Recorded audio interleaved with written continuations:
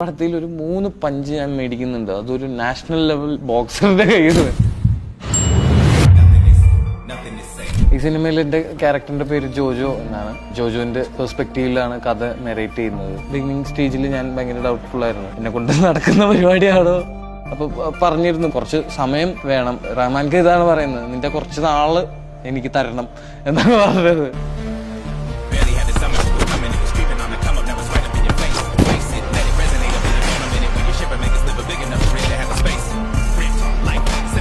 നമുക്കും ചില കാര്യങ്ങളൊക്കെ പറ്റും എന്നുള്ളൊരു കോൺഫിഡൻസും മൊത്തത്തിലൊരു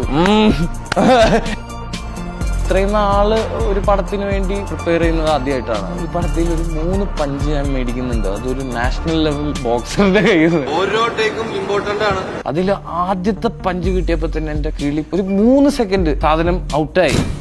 എവിടെയാ നിൽക്കുന്നത് എന്നുള്ളൊരു സാധനം അത് നിങ്ങൾ പടം കാണുമ്പോൾ മനസ്സിലാവും. അത് ഭയങ്കര എക്സ്പീരിയൻസ് ആയിരുന്നു. തൊട്ടപ്പുറം തന്നെ ഹോസ്പിറ്റൽ ഉണ്ടായിരുന്നോണ്ട് നേരെ ഇവിടെ